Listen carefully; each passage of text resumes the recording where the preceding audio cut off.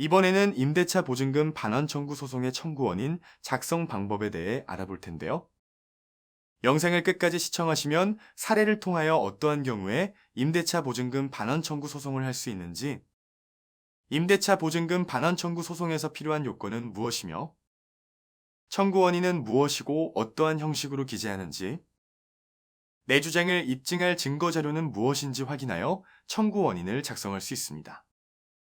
그리고 샘플과 함께 영상을 시청하시면 내용들을 더욱 쉽게 이해할 수 있습니다. 임대차 계약이 종료되었지만 임대인은 세입자가 구해지지 않는다고 변명을 하며 보증금을 반환하지 않는 경우가 더러 있습니다. 이때 임차인도 새로운 집을 구하기 위해 보증금이 급하게 필요하다면 빠르게 반환받기 위해서 임대차 보증금 반환 청구 소송을 제기할 수 있는데요. 이번 영상을 끝까지 보시면 임대차가 종료되었지만 보증금을 반환하지 않는 임대인에게 대처하는 방법을 알 수 있습니다.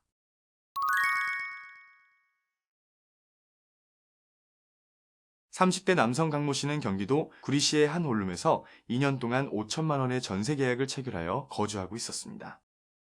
2017년 3월 9일에 입주하여 2년 동안 일을 열심히 해서 더 좋은 집을 구해 이사할 계획을 세웠는데요. 2019년 2월경 강모 씨는 새로운 집을 구하고 임대차 계약을 만기에 종료하겠다고 말했습니다. 하지만 해당 원룸의 임대인 50대 남성 한모 씨는 새 임차인이 구해지지 않는다며 조금만 더 거주해 줄 수 없겠냐고 부탁했습니다.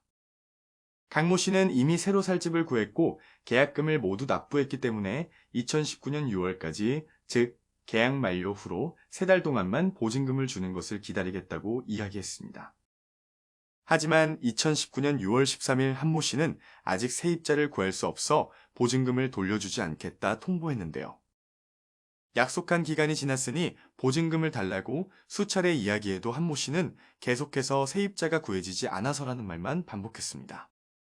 강모 씨는 만료된 임대차 계약의 보증금을 몇 달씩이나 기다리는 것이 부당하다고 생각하여 한모 씨에게 임대차 보증금 반환 청구를 통해 보증금을 돌려받으려고 합니다. 청구원인은 소송을 제기하게 된 원인이 무엇인지 설명하는 것입니다. 즉, 요건 사실을 잘 설명하여 법률 관계가 발생하게 된 사실관계에 대해 기재하는데요.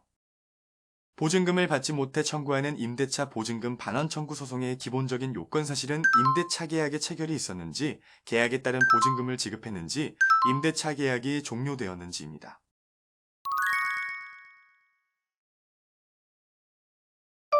청구원인은 앞서 설명한 요건 사실을 주장하면서 나의 주장을 뒷받침할 수 있는 입증 자료도 함께 제출해야 하므로 나에게 발생한 상황에서 어떠한 증거가 있는지 확인하고 그 증거를 기반으로 청구원인을 작성해야 합니다. 우선 법률 문서는 내가 주장하는 것이 무엇인지를 간단 명료하게 작성하는 것이 중요하므로 임대차 보증금 반환 청구 소송에서 기본적으로 들어가야 하는 내용의 목차를 보면서 함께 작성해 보겠습니다.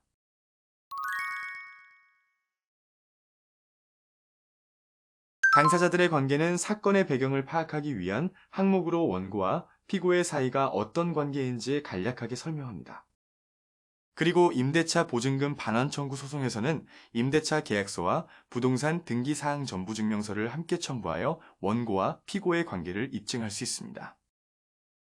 이 사건 발생 경위는 임대차 계약을 체결한 사실, 계약에 따른 보증금을 지급했는지, 임대차 계약이 종료된 사실을 설명하는데요.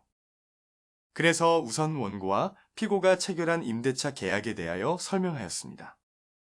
다음은 원고가 피고에게 임대차 계약에 따른 보증금을 지급한 사실을 기재하고 송금 확인서, 현금 수령증, 영수증 등을 통하여 보증금을 지급한 사실을 입증할 수 있습니다.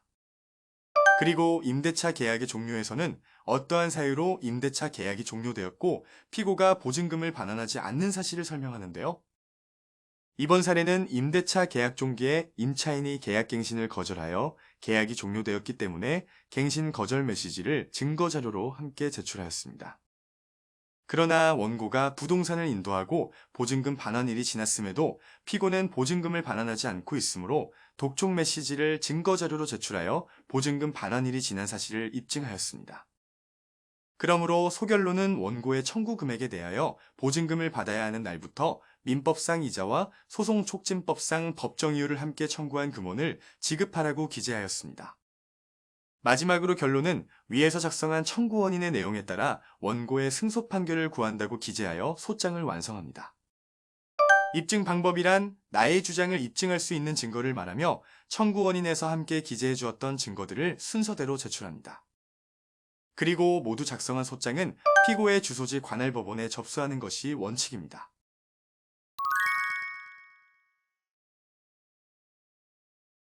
이번 영상에서는 보증금을 반환하지 않는 임대인에게 대응할 수 있는 임대차 보증금 반환 소송의 청구원인 작성 방법을 살펴보았는데요. 청구원인은 제목만 보아도 원고의 주장을 한 번에 파악할 수 있도록 간략한 목차와 목차에 따른 요건 사실을 정리하는 것이 중요합니다.